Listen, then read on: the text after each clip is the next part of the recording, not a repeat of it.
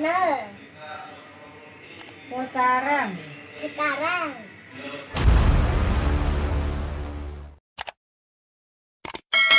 Mohon ridho ya. Walaupun pengen pipis tahan aja dulu. Soalnya nanti kalau pulang gak bakalan kemari lagi. Mudah-mudahan semuanya warga masyarakat yang hadir senantiasa malam ini punya dosa-dosa diampunkan Allah Subhanahu wa taala. Dan ketika kita melangkah ke tempat ngaji memperingati Maulid Nabi, mudah-mudahan yang punya asam urat sembuh. Mudah-mudahan yang punya penyakit encok sembuh. Mudah-mudahan yang banyak hutangnya lunas. Ulah, bising aja, hiledeun.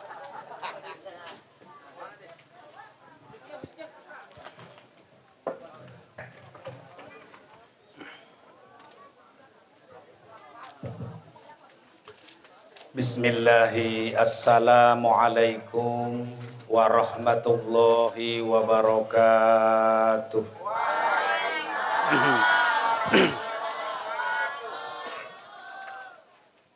Alhamdulillahil aliyyil azim. Ashhadu an la ilaha illallahul malikul haqqul mubin. Wa ashhadu anna Muhammadan abduhu wa rasuluhu shadiqul wa'dil amin. Allahumma fasalli wa sallim wa barik ala sayyidina wa habibina wa syafi'ina wa qurrati a'yunina wa maulana Muhammadin wa ala alihi wa ashabihi ajma'in. Salatu wassalaman daimaini mutalazimaini ila yaumiddin. Amma ba'du, faqala ta'ala fi ayatihil karim wa huwa asdaqul qailin. Billahi minasyaitonir rajim. Bismillahirrahmanirrahim. Fadzakir fa inna dzikra tanfa'ul mu'minin. Al-ayah wal ma'na wallahu a'lamu bimuradihi bidzalik. Walidzalika qala Rasulullah sallallahu alaihi wasallam, man ahabba sunnati faqad ahabani wa man ahabani kana ma'i fil jannah. Wa qala aidan la yu'minu ahadukum hatta akuna ahabba ilai min nafsihi wa walidihi wan nasi ajma'in. Shadaqallahul aliyul azim wa balagha rasuluhun nabiyul habibul karim wa nahnu ala dzalika minasyahidin wasyakirin walhamdulillahi rabbil alamin. Walhamdulillahi rabbil alamin. Hadratal mukarram wal mukarramah, segenap para asatidz, para hujaz, para tokoh agama, para tokoh masyarakat, para bapak, para ibu, pemuda, pemudi, bil khusus pengurus musola Al-Mu'minin Al-Mukarram Bapak Ustadz Jamaluddin, dan juga wabil khusus para panitia PHBI yang semuanya hadir, yang Pak insya Allah mudah-mudahan dengan perjuangannya, mudah-mudahan dengan kesungguhannya untuk tercapainya acara PHBI Maulid Nabi, mudah-mudahan semuanya senantiasa diberikan balasan yang berlipat ganda. Amin ya Allah ya Rabbal Alamin. Juga guru kita Al-Mukarram Bapak Ustadz Ahmad Rifai, Al-Mukarram Bapak Ustadz Mustafa ya kori kita, dan juga pengurus wilayah Bapak RW, Bapak RT, Bapak Ibu pemuda-pemudi, alladzi lam tudkar asma'uhum, sekalipun tidak disebutkan satu persatu, insya Allah demi Allah tidak mengurangi hormat, cinta dan ta'zim saya, yang semuanya mudah-mudahan kelak diaku menjadi umat Kangjeng Nabi. Amin. Mudah-mudahan di yaumul kiamah mendapatkan syafaatnya. Amin. Ya Allah ya Rabbal alamin. Hadirin wal hadirat, Bapak Ibu jamaah rahimakumullah. Sebelum acara dilanjut, saya ingin bertanya. Masih sanggup? Terus? Terus enggak ini? Saya mau nanya yang di belakang. Yang di belakang ini laki-laki atau perempuan nih? Campur ya. Soalnya silau nih, ada lampu nih. Tah, jaga lelis kan dulu. Ibu-ibu di belakang terus, Bu. Soalnya ibu-ibu mah curang. Ngomongnya terus keleset, balik. Nggak bilang lagi baliknya. Ngomongnya mah yang kiih cenah. Tapi kebelet nggak kesini lagi. Ah, ini ada ibu-ibu juga di gang nih. Nyarumput be lumayan. Sehat, Ibu? Ah, terus ini terus.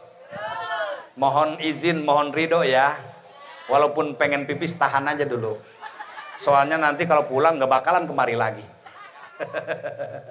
Mudah-mudahan semuanya warga masyarakat yang hadir senantiasa malam ini punya dosa-dosa diampunkan Allah Subhanahu wa Ta'ala. Dan ketika kita melangkah ke tempat ngaji memperingati Maulid Nabi, mudah-mudahan yang punya asam urat sembuh. Mudah-mudahan yang punya penyakit encok sembuh. Mudah-mudahan yang banyak hutangnya lunas. Kenceng nih mau urusan hutang. Kayaknya punya hutang semua. Oleh karena itu malam ini alhamdulillah tadi barusan turun guru kita. Menunggu saya, alhamdulillah yang ditunggu datang. Beliau istirahat, ngamuk-ngamuk tadi. Kenapa? Karena rokok eueuh, kopi eueuh. Benar tuh. Satu jahetang si bere rokok mangahenen bae. Bener. Panitiana si Oon teu ngarti. Waduh, makanya tuh kode tuh. Kalau ustadz ceramahnya kayak gitu-gitu harus paham tuh. Iya mah cai eueuh, kopi eueuh. Saat orang-orang mapan pakai bangku, pakai meja, di depannya susu, kopi, pan. Bener tuh.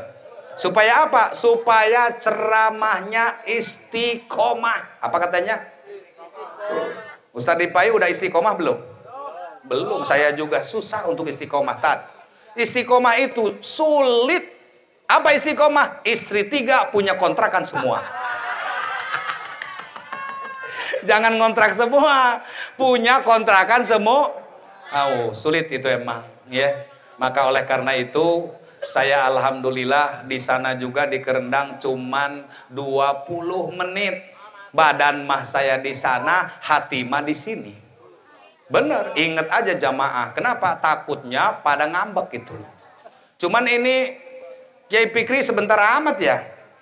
Kadang-kadang bingung juga, amplopnya gede, malah sebentar. Bener nggak? Gua sih nggak jelas ini. Ya, tapi alhamdulillah malam ini saya jadi penutup. Setuju? Kira-kira tutup mahal apa murah? Mahal tutup mah. Ente beli Sprite nggak ada tutupnya, mau beli nggak? Beli teh botol nggak ada tutupnya, mau beli nggak? Walaupun murah, mau beli nggak? Berarti yang mahal adalah mahal tutup mata ada. Itu luar biasa ya. Maka yang namanya penutup mah tidak usah panjang, tidak usah lebar. Kenapa? Kalau terlalu panjang, atuh kasihan bapak-bapak. Benar? Kasihan ibu. Kalau terlalu lebar, kasihan bapak-bapak. Maka intinya, walaupun sedikit sekelimit, tapi membawa manfaat dunia dan insya. Maka oleh karena itulah, hadirin wal hadirat, bapak ibu jamaah rahimakumullah, walaupun kita mengadakan peringatan Maulid Nabi, sudah berlalu daripada bulan Maulidnya, akan tetapi tidak akan mengurangi pahala kita untuk mencintai junjungan kita Kangjeng Nabi Muhammad. Makanya kalau maulidan itu serentak tanggal 12 Rabiul Awal, kemudian enggak ada lagi, cuman sekali, waduh bisa bangkrut kiai, betul? Iya, masa maulidan cuman sekali doang? Atau bangkrut kiai. Tapi berhubung ini terus banyak maulid berkat, nggak berhenti. Alhamdulillah. Makanya panjang kecintaan kita tidak terlupakan. Kenapa? Karena walaupun ini sudah bukan waktunya, bukan daripada hari dan tanggalnya, bulannya, tetapi tidak mengurangi semangat kita untuk mencintai Kangjeng Nabi Muhammad. Maka oleh karena itu, ketika kita berbicara tentang peringatan maulid, maka ini kita diingatkan. Kenapa? Supaya kita tidak melupakan apa-apa yang sudah dilahirkan oleh junjungan kita, Kangjeng Nabi Muhammad. Makanya tadi di dalam ayatnya sudah dijelaskan, Inna arsalnaka bil haqqi basyira wa nadhira. Sesungguhnya engkau Muhammad diutus ke alam dunia ini untuk memberikan dua perkara. Yang pertama adalah berita gembira, yang kedua adalah peringatan. Makanya kita diingatkan melalui peringatan Nabi ini, melalui peringatan maulid ini, supaya tidak berkurang rasa cinta kita, mahabbah kita kepada Kangjeng Nabi Muhammad. Bagaimana kata Nabi di dalam sabdanya, adibu auladakum ala salasi khisalin. Tuh. Ajarkan kepada anak-anakmu 3 perkara. Nggak usah banyak-banyak dulu, 3 perkara aja. Artinya kewajiban orang tua, ibu dan ayahnya kepada anak yang pertama adalah 3 perkara. Berapa, Bu? Berapa, Pak? Adik-adik berapa? 3, ya. Kewajiban siapa? Kewajiban orang untuk siapa? Untuk anak. Tuh. Yang pertama kata Nabi, hubbi nabiyikum. Ajarkan anakmu sedini mungkin agar senantiasa mencintai junjunannya, mencintai nabinya. Diajarkan dari mulai kecil anak kita supaya ada rasa cinta kepada Kangjeng Nabi Muhammad. Makanya orang-orang tua dulu bagaimana cara mengajarkan anaknya? Lewat tidur, digendong, ditidurkan. Itu orang-orang dulu ketika mau menidurkan anaknya, membobokkan anaknya, disertai dengan bacaan sholat. Itu dulu. Sekarang ada nggak yang begitu? Sekarang boro-boro menidurkan anak, lagunya cokot tinggir, ngombe, dawot. Waktu anaknya kaget itu mah. Ya. Kalau dulu itu digendong, merem anaknya tidur, diusap dengan bacaan-bacaan sholat, dengan bacaan sholawat. Makanya sholawat itu dalam 1 kali dibaca, maka dosa kita 10 diampunkan Allah Subhanahu wa ta'ala. Makanya kata Nabi, iksiru sholata alayya fa inna sholatakum magfiratun lidzunubikum. Perbanyaklah sholawatmu kepadaku, karena dengan membacakan sholawat, dosa-dosamu akan diampunkan oleh Allah Subhanahu wa ta'ala. Maka mudah-mudahan melalui peringatan maulid Nabi, semua warga masyarakat yang hadir senantiasa pulang dari sini diampunkan dosanya oleh Allah Subhanahu wa ta'ala. Maka oleh karena itulah kita punya berbagai macam pengalaman. Kita punya berbagai mana pelajaran. Maka pelajaran dan pengalaman ini yang akan dijadikan rumusan dalam hidup. Kenapa? Karena kita akan belajar lewat kejadian dan pengalaman. Kalau pengalaman dan kejadian yang buruk, kita akan merubahnya dengan jauh lebih baik. Insya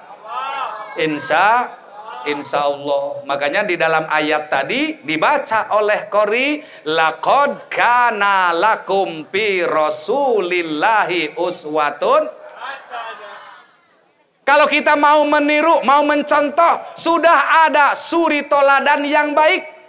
Tidak ada suri toladan yang baik, tidak ada sampel yang baik, tidak ada contoh yang baik, kecuali sudah Allah gambarkan, Allah contohkan dari setiap kehidupan Kangjeng Nabi Muhammad. Bagaimana ketika Nabi masih kecil, lihat adakah noda, celak dan cacat? Tidak ada. Bagaimana ketika Nabi remaja, apakah ada noda, celak, cacat? Tidak ada. Bagaimana ketika Nabi dewasa? Tidak ada. Dari mulai lahir sampai wafat, Kangjeng Nabi enggak pernah ada celak, enggak pernah ada noda, sehingga sempurna. Dengan kesempurnaannya di dalam Al-Quran disebutkan, wa innaka la'ala khuluqin azim, sesungguhnya engkau Muhammad memiliki budi pekerti yang amat sangat luhur. Maka oleh karena itulah Nabi dijadikan suatu suri toladan untuk manusia agar selalu mengikuti, mencontoh perilaku junjungan kita Kangjeng Nabi Muhammad. Ketika Nabi masih kecil, itu sudah menjadi anak yatim. Bukan kecil, tapi masih ada di dalam rahim. Ketika Nabi masih ada di dalam kandungan, maka Nabi sudah menjadi anak yatim. Apa itu yatim? Orang yang sudah tidak punya ayah. Makanya tadi dalam berjanji disebut, walamma tamma min hamlihi sallallahu alaihi wasallam syahrani ala mashhuril aqwalil marwiyah. Ketika Nabi ada dalam 22 bulan kandungan ibunya, tuwufiya bil Madinati, wafat di Madinah. Abuhu, bapaknya. Siapa? Abdullah. Siapa bapaknya? Abdullah meninggal dunia tatkala Nabi masih di dalam kandungan umur 2 bulan. Berarti Nabi sudah menjadi yatim. Dan zaman dulu tidak ada yang namanya foto, tidak ada. Kalau anak-anak kita sekarang yang yatim pengen tahu bapaknya, ada di Facebook. Betul? Mama, muka bapak kayak apa? Kata mama nyantar, gua cari di Facebook. Gua cari nih di Facebook. Begitu dicari, wah ini ada nih, masih disimpan nih. Tuh, lihat tuh jendol-jendol mirip lu tuh. Kelihatan. Makanya begitu dilihat di Facebook ada, oh ini ayah. Coba zaman Nabi zaman dulu, nggak tahu raut wajahnya orang tua seperti apa. Betul? Nah, sekarang mah kita tahu tuh. Iya. Makanya Nabi ketika umur 2 tahun tidak tinggal dengan ibu, tidak tinggal dengan kakek, tapi Nabi disusui oleh orang lain yang bernama tadi Halimatus Sa'di. Pertanyaannya, udah dibahas belum sama kiai yang tadi? Udah dibahas belum? Kalau dibahas, gue mendingan udahan. Terus ini terus. Wow, awas lo ya. Harus kompak, jangan terus rumah mundur. Udah gitu balik nggak bilang-bilang lagi. Suka begitu tuh orang mah, kencing dulu katanya, nggak kesini lagi. Ya, awas ya, kalau pulangnya duluan, kurang nilai-nilai pahala dan berkahnya insya. Maka kita harus dari awal sampai supaya jangan sepotong karena sepotong tidak betul tidak? Oh betul aja loh, nggak tahu juga ya. Nah, bagaimana Nabi disusui oleh Halimah? Nah, Halimah ini orang kampung jauh, nggak pernah ketemu dengan Abdul Thalib, dengan Siti Aminah, dengan kerabat Nabi. Hanya pernah bermimpi bahwa dia telah menggendong bayi Kangjeng Nabi Muhammad. Akhirnya betul ibu lahir. Dan ada cirinya, tandanya tertulis baik di dalam sejarah dan juga tercatat di dalam lagu. Ibu pengen tahu lagunya? Hei, ulang ngalamun bae sarmena. Hei, sarmena ngalamun bae. Jangan ngelamun aja dong. Nggak ngelihat kayak ganteng di sini. Emang enak dicuekin ya? Kadang-kadang begitu bu, badannya di sini, pikirannya di mana? Gitu melayang-layang. Ingat kita sedang maulid, hadir di sekeliling kita nur Kangjeng Nabi Muhammad. Bagaimana dicatat di dalam sejarah, bahkan di dalam hadis, di dalam ijma, di dalam qiyas, bahkan di dalam album-album lagu itu sudah dituliskan tentang kelahiran Kangjeng Nabi Muhammad. Supaya pada tahu, sambil nyanyi aja lah. 12 Rabiul Awal jatuh pada hari Isnin, Nabi Muhammad dilahirkannya 517 Masehi di kota Mekah pada tahun Pil. Makanya Pil bahasa Arab, bahasa kita adalah gajah. Makanya kalau kita beli pil ke orang Arab dikasih gajah. Buku orang puyeng sakit kepala, Pak beli pil dikasih gajah.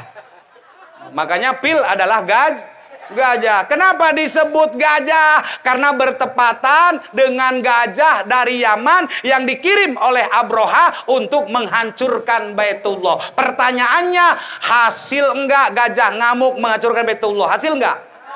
Sampai hari ini Bapak Ibu, alhamdulillah Baitullah masih berdiri kokoh. Baitullah masih berdiri kuat. Dan gajah-gajah yang dibawa dan dikirim dari Yaman oleh Abroha, jangankan menghancurkan, menyentuh dindingnya pun tidak mampu. Sehingga Abroha dan prajuritnya marah. Dia ambil cambuk, gajah dipaksa untuk ngamuk supaya menghancurkan Baitullah. Akhirnya gajah-gajah itu tidak mau dan dia memalingkan arahnya. Dari mulai duduk dipecut, akhirnya duduk, akhirnya sekarang keluar sarung cap gajah duduk. Nah, itu gara-garanya. Ntar mah nanti diganti ya, Bu, sarung cap gajah nangtung. Tuh, itu adalah sekelumit sejarah tentang kelahiran Nabi. Ketika Nabi itu lahir, ditulis oleh Abdul Muthalib di pelang rumahnya. Apa tulisannya? Dicari ibu susu. Coba kalau ditempel di sini, ini namanya jalan apa? Jalan Keadilan. Ustadz Jamal nulis sayembara di gang Jalan Keadilan. Dicari ibu susu. Gajinya sebulan 50 juta. Pasti mama daftar semuanya. Bener nggak? Oh, mama minta izin sama suaminya. Kata suaminya, jangan ot. Emang siapa namanya Iot? Kenapa bang? Lumayan 50 juta. Gua mah bukan masalah lumayannya. Ada dua nih alasan gua ngelarang lu, kata suaminya. Apa?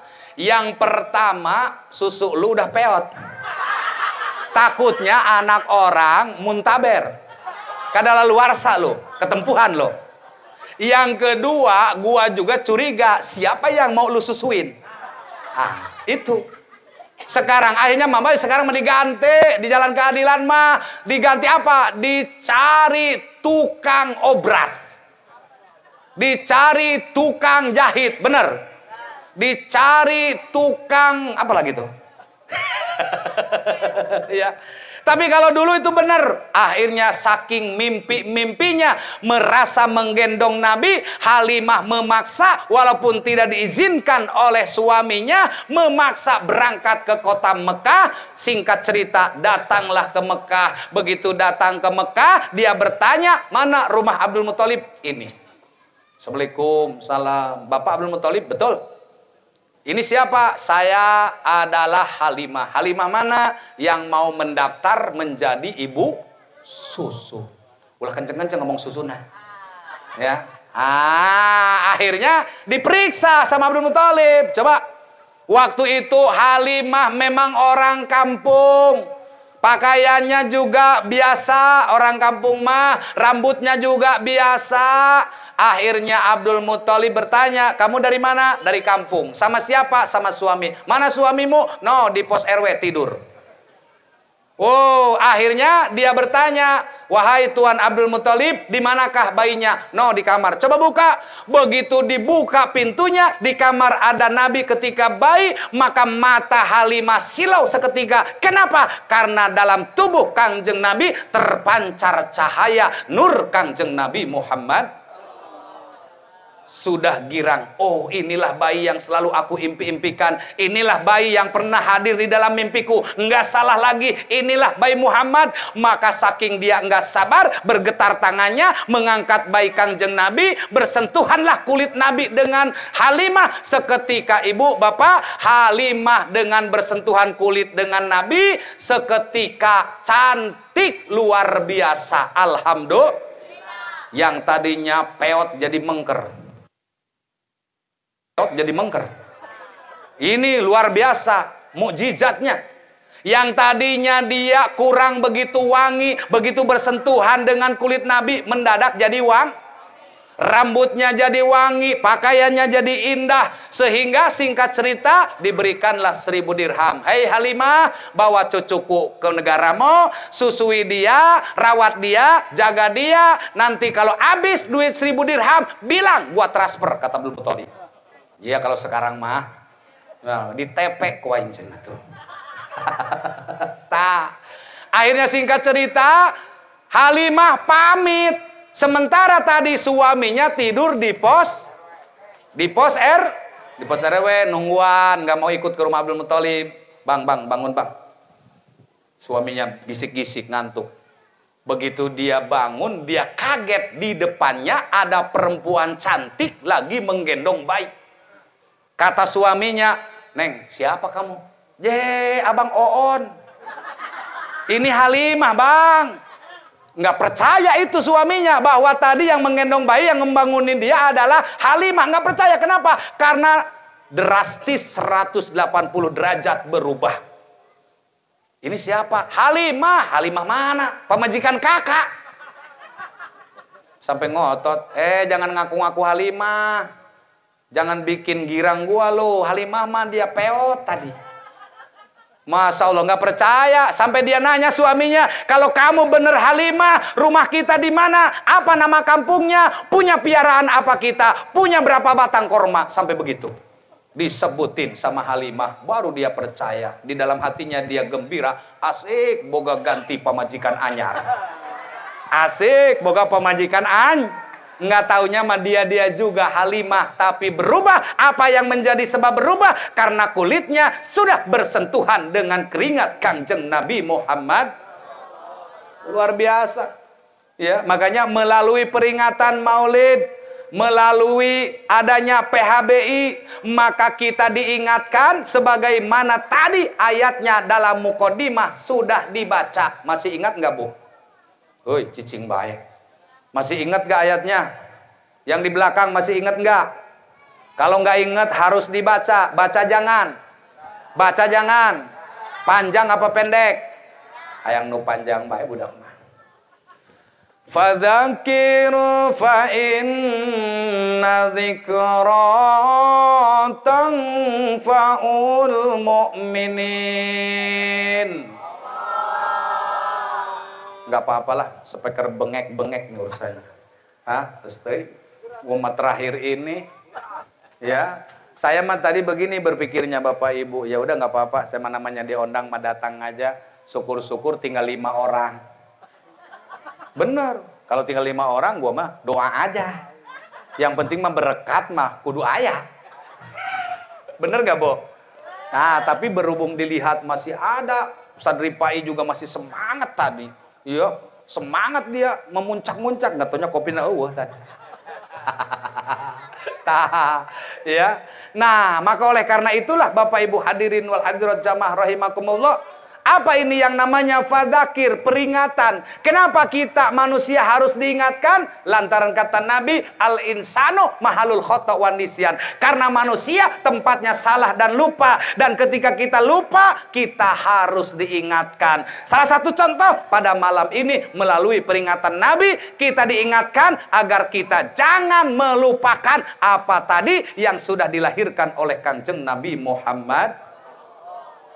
Yang kedua, kewajiban orang tua kepada anaknya adalah wa hubbi ahli baitihi, dan mengenalkan keluarga Nabi dari mulai Nabi, ayahnya, kakeknya, encingnya, bunya, terus sampai Adnan sampai Ismail. Maka wajib diajarkan kepada putra-putri kita agar tahu siapa ayah dan ibunya Kangjeng Nabi Muhammad.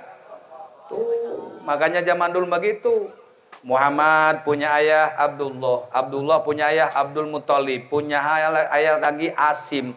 Terus Abdi Manaf, Usoy, Kilab, Pihir, Malik, sampai kepada Adnan. Itu wajib diajarkan dalam sifat 20 oleh orang tuanya kepada anak-anaknya sebelum dia mengerti bahasa Inggris, bahasa Mandarin, matematika. Maka perlu diajarkan untuk ada di dalam benak hatinya mengenal sosok Kangjeng Nabi Muhammad sallallahu alaihi. Kemudian yang ketiga, yang terakhir, yang jadi kewajiban orang tua kepada anaknya adalah wa qiraatil Quran. Wajib mengajarkan Al-Qur'an. Tuh, Al-Quran harus diajarkan. Dari mulai Iqra, juz amma. Zaman dulu mah ngaji itu enggak pakai Iqra, Ustaz Jamal. Dulu ya, Iqra mah barulah kemarin-kemarin. Dulu mah waktu saya kecil belum dicetak yang namanya Iqra. Yang ada juz amma. Udah gitu ngajinya diejah. Diejah satu persatu hurufnya. Makanya orang-orang dulu ngajinya pada fasih. Kenapa? Karena satu persatu hurufnya keluar dari mulutnya disebut makhrajil huruf. Tuh. Bagaimana caranya? Itu mengejah dulu mah. Dal pasedu, kap diungkuy-ungkuy, dudukui. Dulu mah ngejah. Kap paseku yam jaber ya kuya. Itu. Ya. Nanun jaberna, pa jaber pa, sa jaber sa, ta jereti, napasati. Kalau udah belajarnya udah kolot, susah. Kata kiai nafasati, kata muridnya mata sapi. Tuh. Orang mana pasati ini mah mata, kiainya marah. Mata sapi, mata dia. Susah, apalagi kalau sudah tua, udah giginya udah pada ompong, bibirnya udah karisut, matanya udah rabun, Fatihah nggak tamat 2 bulan. Kata ustadznya, ghairil magdubi. Ayo coba, kata si nenek-nenek, gurawil maktubi.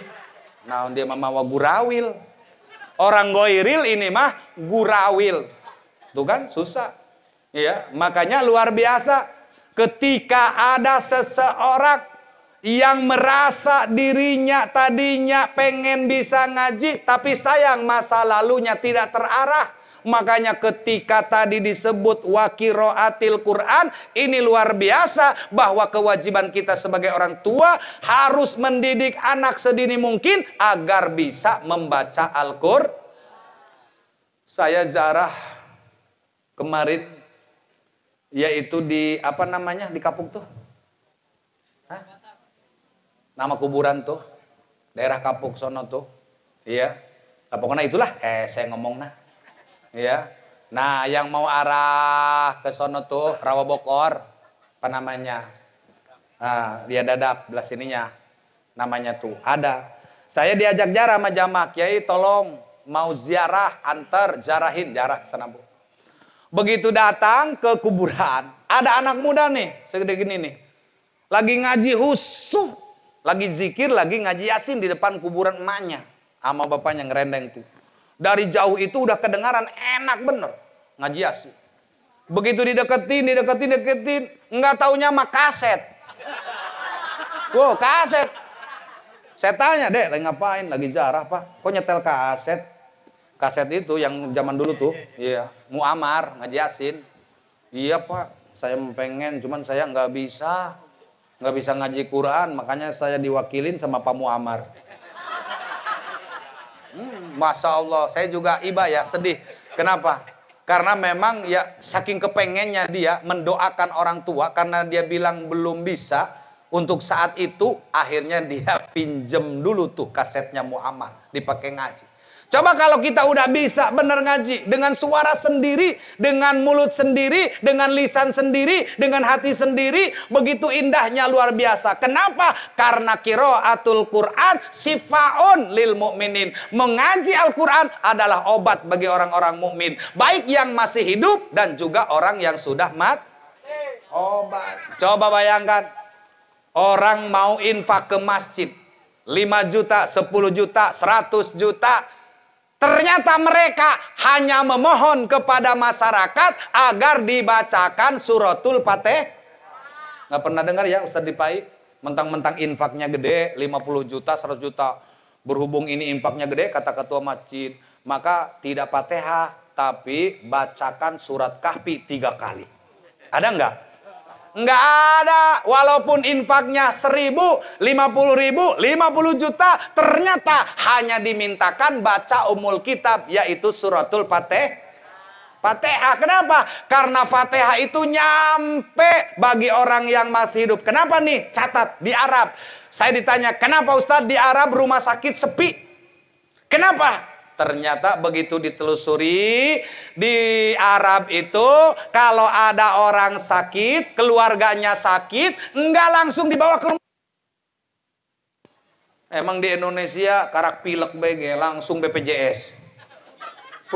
Mentang-mentang apalagi yang punya, ya itulah, ya. Nah, maka oleh karena itu kalau di Mekah itu, di Arab itu, kalau ada orang yang sakit, dia tidak langsung dibawa ke rumah sakit, tapi dia lakukan 3 hal di rumah. Yang pertama, dia adalah membaca Al-Qur'an. Diniatkan nih Bu, baca Quran diniatkan khusus untuk orang yang sakit. Kalau sakitnya masih, maka dilakukan tahap kedua, yaitu puasa. Dengan puasa tujuannya mengobati penyakit, masih berlanjut sakitnya. Tahap ketiga adalah sedekah. Dengan sedekah diniatkan untuk sembuh dari penyakit. Kalau ketiga-tiganya sudah tidak ada, misalnya dengan ngaji Quran masih sakit, dengan puasa masih sakit, dengan sedekah masih sakit, barulah ini dibawa ke rumah.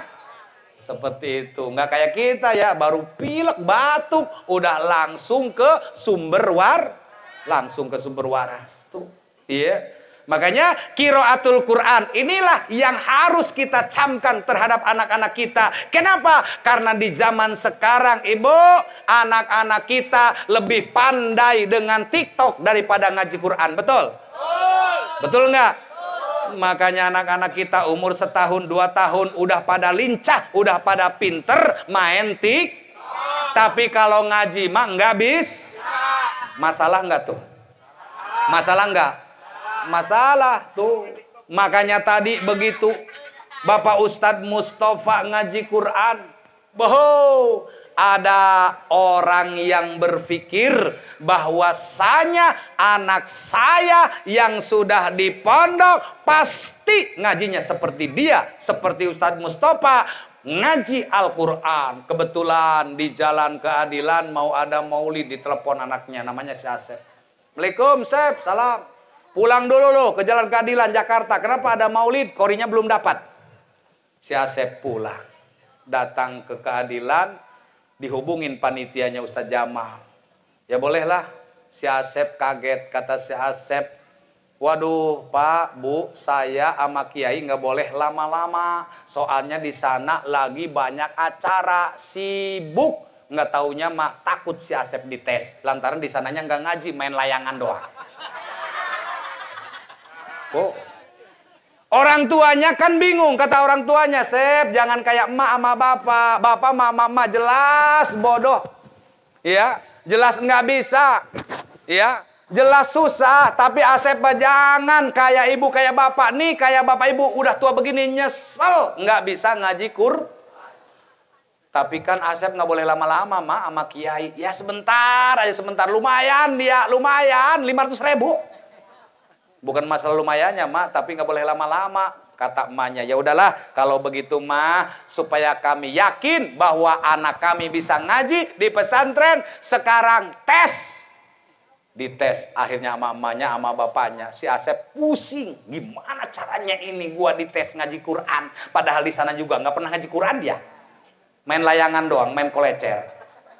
Tapi dia ingat, oh ternyata emak gua, bapak gua mak nggak bisa ngaji Quran. Dia tahu tuh emaknya bapaknya bodoh nggak bisa ngaji. Hanya dia mikir dulu, mak, bak kalau mau ngetes katanya wudu dulu, sono pakai peci, pakai kerudung. Nurut be mana bloon? Emaknya ngambil wudu, bapaknya ngambil wudu, pakai peci, duduk di atas sajadah berdua kayak mau nikah. Sementara si Asep duduk kursi si aing nyontokeun hese ya. Tadinya kalau ada kursi mah dicontohin sama saya, ada mejanya gitu, ya mau ngarti sih, kerok lah. Tuh. Akhirnya si Asep duduk di atas kursi, emak bapaknya di bawah, di hamparan sajadah. Si Asep udah tahu caranya, bagaimana dia bisa menyenangkan kedua orang tua. Padahal orang tuanya nggak bisa ngaji. Kata si Asep, gampang. Maing mah baik mah bodoh iya belum. Soal bismillah mah atuh, gampang niru juga. Kata si Asep langsung ditarik. Bismillahirrahmanirrahim. Mendengar si Asep ngaji bismillahnya, emak bapaknya Allah. Kayak tadi, kayak ibu begitu tuh. Bener? Semangat itu berdua, emaknya bapaknya. Karena si Asep kelihatannya bisa ngaji. Kata si Asep. Ngarang lagi dia, apa nih gua? Kata Asep begini. Fakulama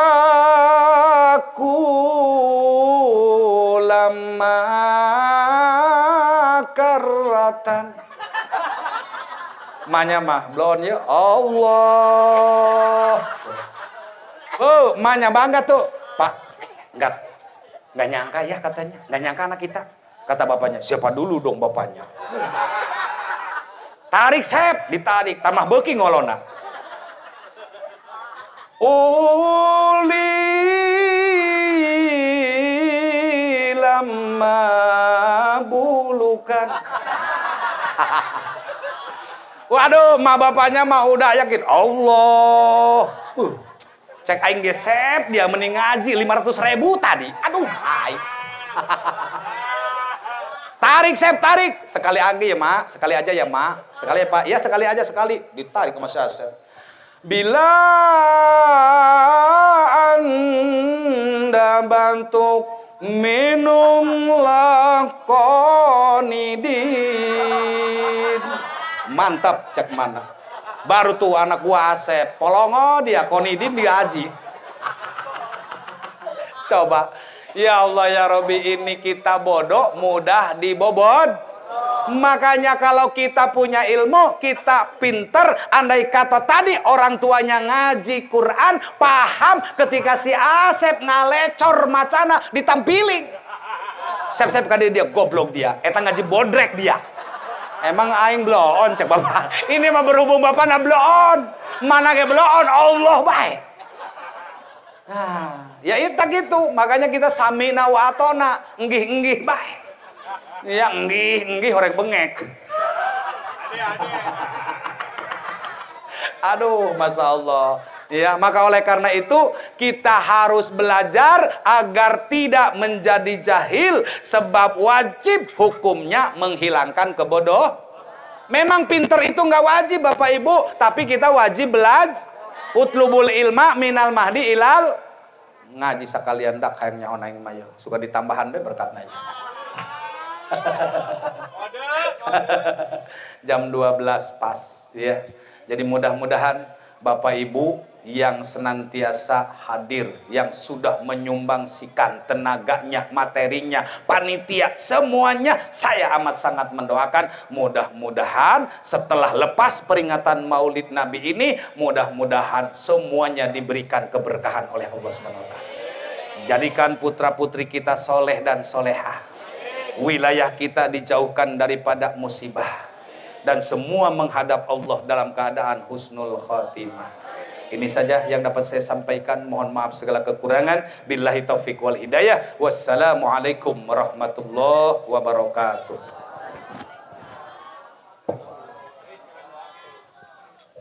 Cuman satu mic-nya Neng ya.